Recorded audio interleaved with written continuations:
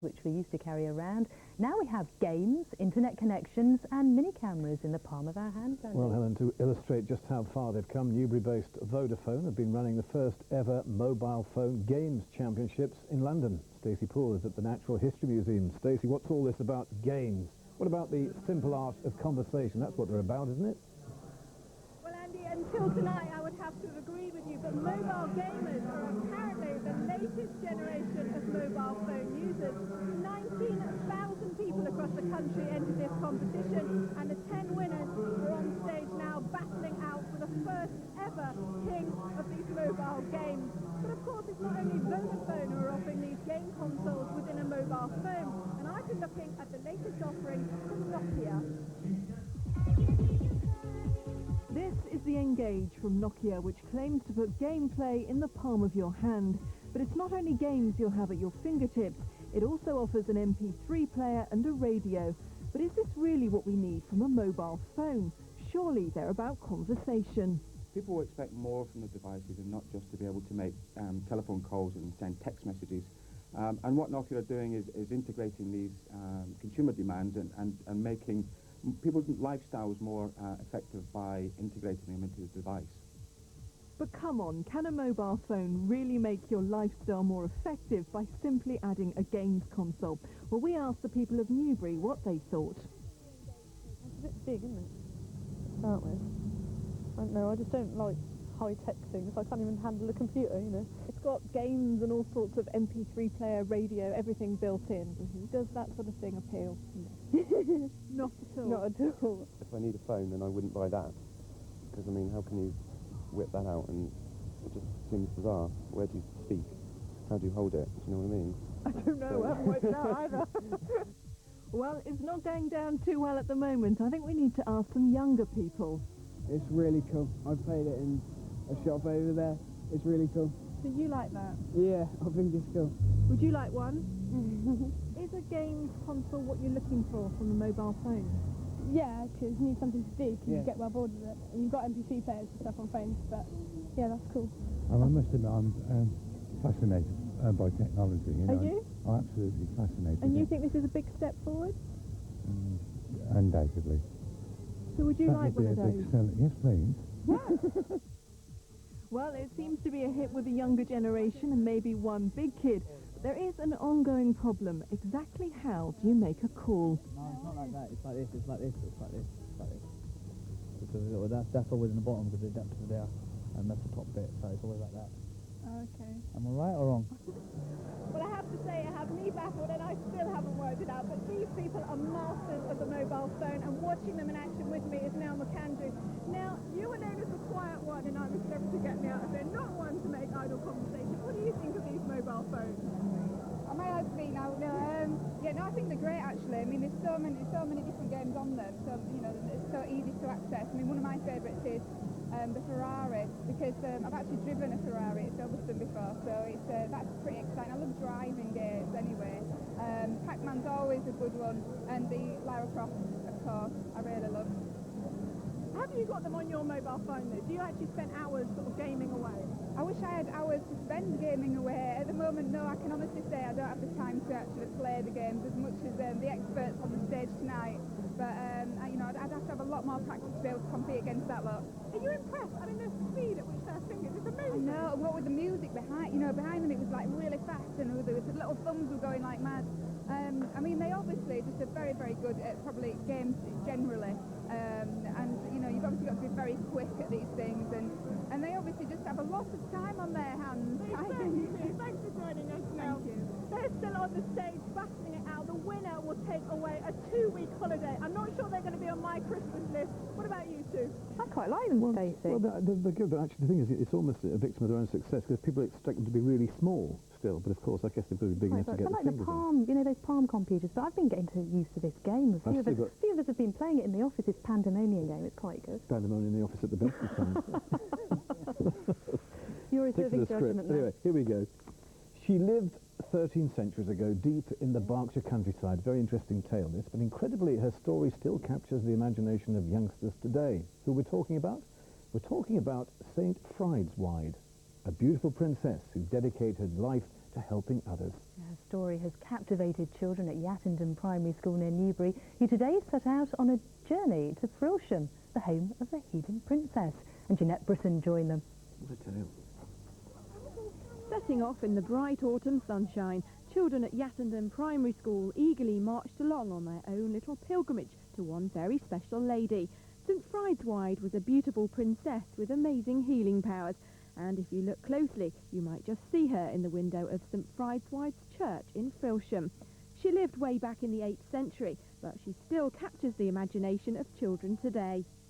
She starts in Oxford and lives with her mother and father, and then our girl comes along and he wants to marry her, so she runs away and catches the barge, Pangbourne, and hides in the woods in Frilsham.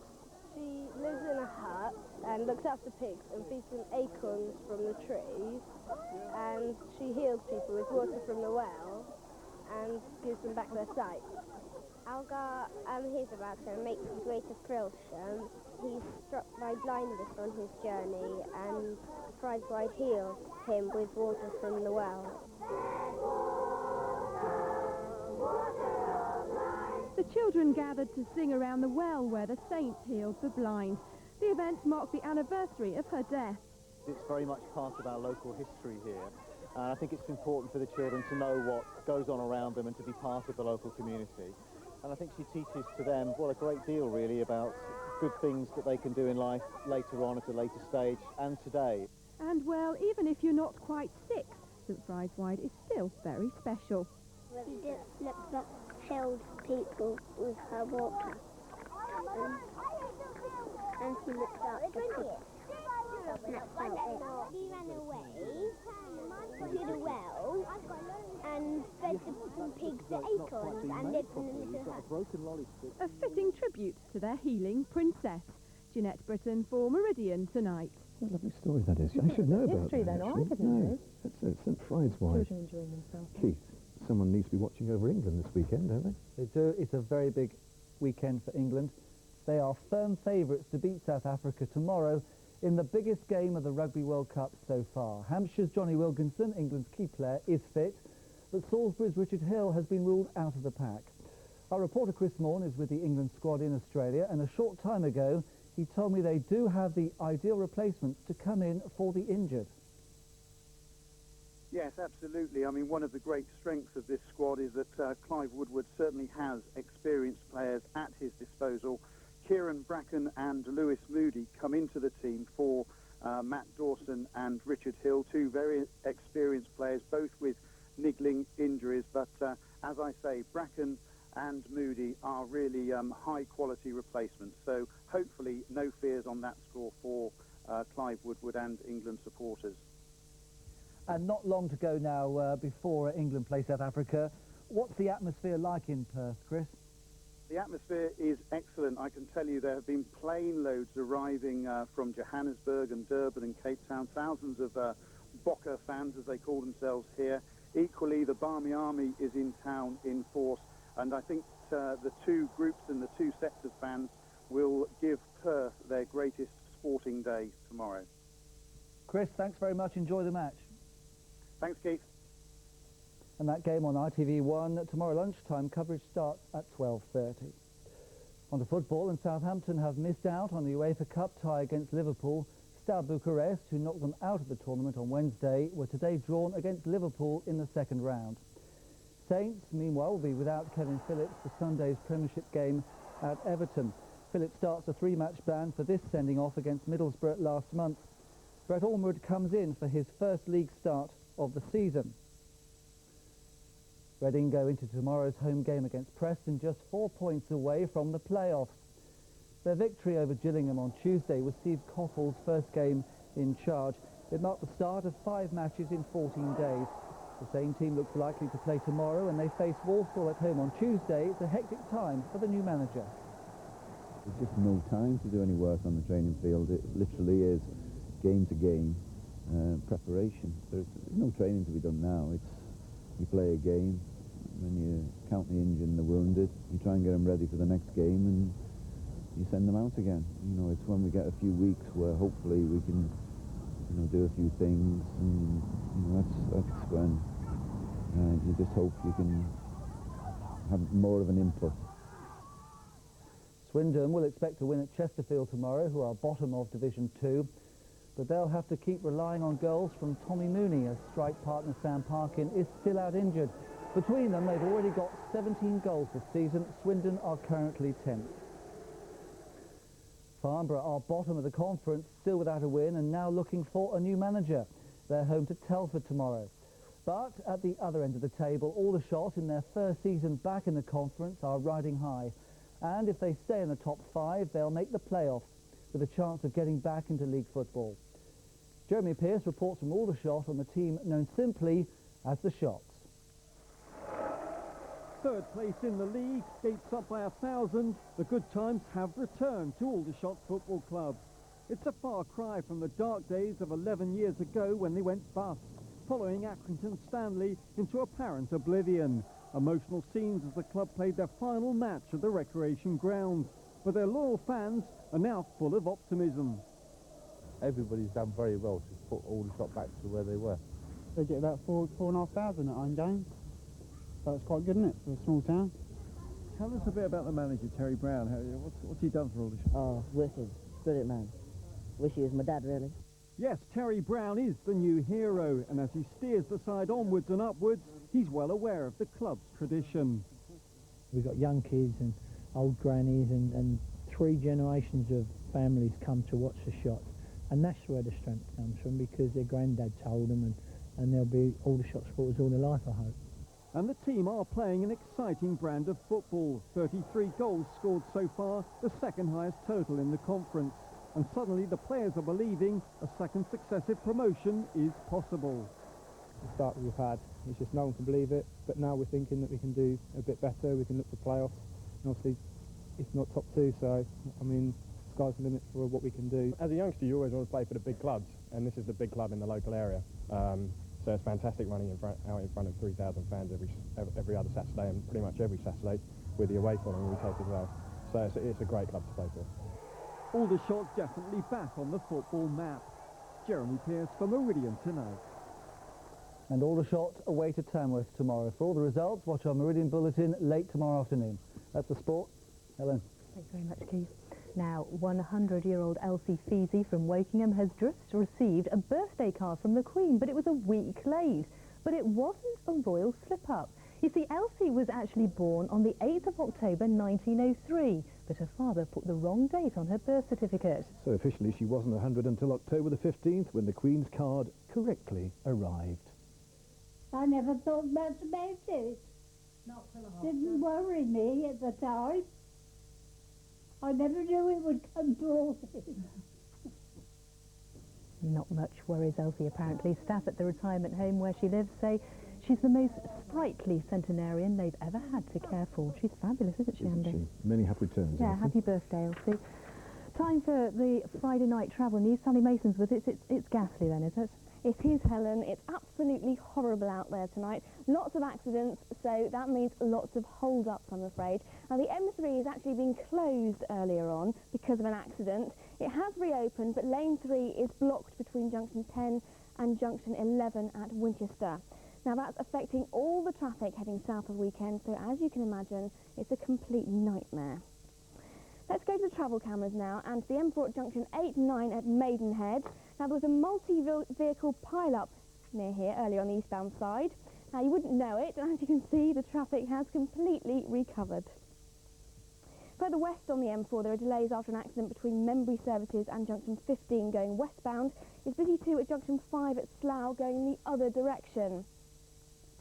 Finally, if you're expecting anyone home from Birmingham this evening, a power failure at New Street Station is delaying trains to Reading by up to an hour. Now that's the Friday night travel news. Have a great weekend. I tell you what, that is a bit of a dodgy night to be out there, isn't it? Good me. home, Andy. It's true, yeah. Now, Concorde makes its final flights into Heathrow next week. From Monday, we'll have a series of special reports. And on Friday, for 1,000 lucky people, there'll be a special stand to view the historic moment, won't there? We've got 5 pairs of tickets to give away for that momentous event. Not actually flying off, just the event itself.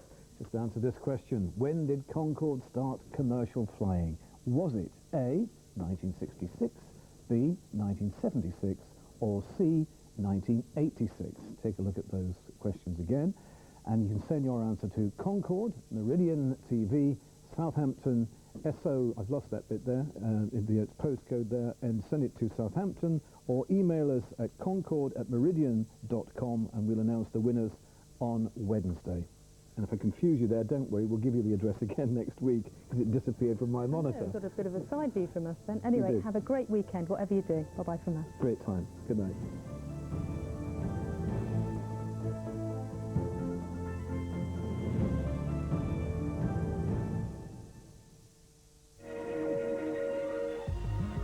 See the difference with Seafront. Sponsors of Meridian Weather. Good evening. Well, we've seen plenty of sunshine once again today, but we're gradually going to see a change in the conditions. Come Sunday, more cloud around, and Monday and Tuesday, we will see a few showers. That's all because if we look at this European chart, this high pressure is gradually going to move away from us. But at the moment, we've still got this easterly flow right the way over the southern half of the UK, and it's been fairly brisk today, an easterly wind of around 20 miles an hour. Overnight tonight, that easterly wind will change to become a northeasterly, 15 miles an hour, so just easing down slightly. We're going to see these temperatures really dropping away, so very chilly overnight tonight. We're also going to see some mist and some fog patches forming in the larger towns and cities, so temperatures holding up well between 6 and 7. Now tomorrow morning, if you are out and about early on, you could see that mist and fog, but gradually it will be burnt away, and by mid-morning, wall-to-wall sunshine once again, and these easterly winds keeping things fairly chilly right the way through the day. Temperatures are going to struggle come the afternoon. We'll see them once again climbing to a high of around 15 Celsius. That's 59 degrees Fahrenheit. A cloudier picture then for Sunday. Monday, just the odd shower around, and Tuesday, some heavy showers with a top temperature of 13 Celsius.